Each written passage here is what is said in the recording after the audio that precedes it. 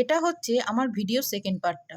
চৈতিদির বাড়ি পৌঁছাতে পৌঁছাতে অর্ধেক ফেস পাউডার আমার মুখ থেকে প্রায় উড়ে গেছে, কারণ গাড়ির এত হাওয়া।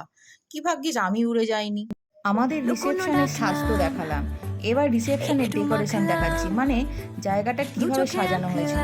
এন্ট্রান্সের মুখটাই ছিল অসাধারণ, মানে এত সুন্দর আর এত বড় জায়গার মধ্যে যে জায়গাটা মানে সাজানো হয়েছিল। যখন আমরা পৌঁছেছি তখন ওদের লোকজন প্রায় কমই ছিল, তাই আমরা মানে নিজেরাই সেলফি টেলফি তুলে প্রায় একাকার কাণ্ড করছি। ওখানকার ক্যামেরাম্যানরাও আমাদের দেখে নিজেদের ক্যামেরা প্রায় লুকিয়ে রাখার জোগাড়। গরমটা কালকে বেশ ভালোই ছিল, খোলামেলা জায়গা হলেও গরমটা ভালোই লাগছিল। আমাদের সব এমন অবস্থা, মানে আমাদের নিজেদের সব জায়েদের ঠিক মনে হচ্ছিল যেন শাড়ি ফাড়ি খুলে নাইটি পরেই ঘুরে বেড়াই। মানে ওই আর কি বলতে পারেন, শীত গ্রীষ্ম ভরসা, নাইটি আমাদের ভরসা।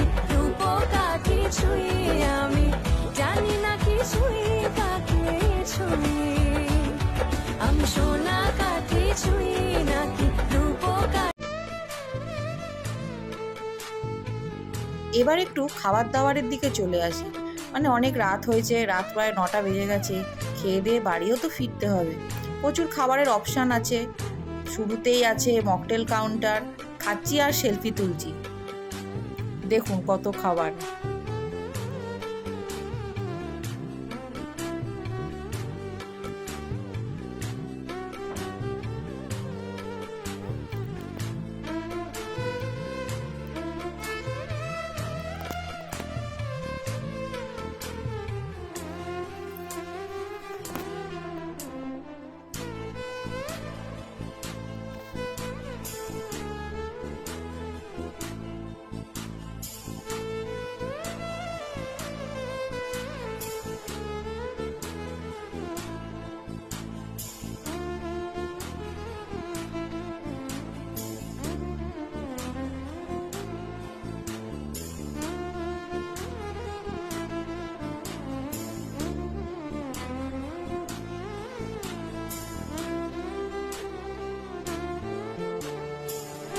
মানে আমরা তিন যা কুম্ভ মেলায় হারিয়ে যাওয়ার মতো অবস্থা হয়েছিল।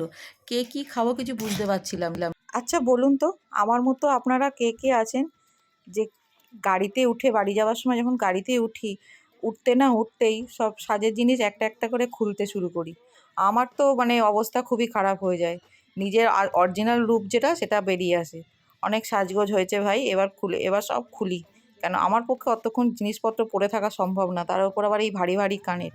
যথারীতি সব খুলে খালে এবার একটা লম্বা টানা ঘুম দিতে হবে, নাহলে একদমই পারা যাচ্ছে না, কারণ মারাত্মক গরম ছিল। আমাকে দেখে এখানে রীতিমতো আমার সব যারা আছে আমাদের সাথে যারা গেছিলো সবাই হাসাহাসি করছে, দিদি পড়িসই বা কেন আর পরে খুলিসই বা কেন। কিন্তু আমার কিছু করার নেই, মারাত্মক গরম ছিল কালকে। তাই সব খুলে টুলে রিল্যাক্স হয়ে এবার বাড়ি যাব। ওকে টাটা। কেমন লাগলো অতি অবশ্যই জানাবেন ভিডিওটা।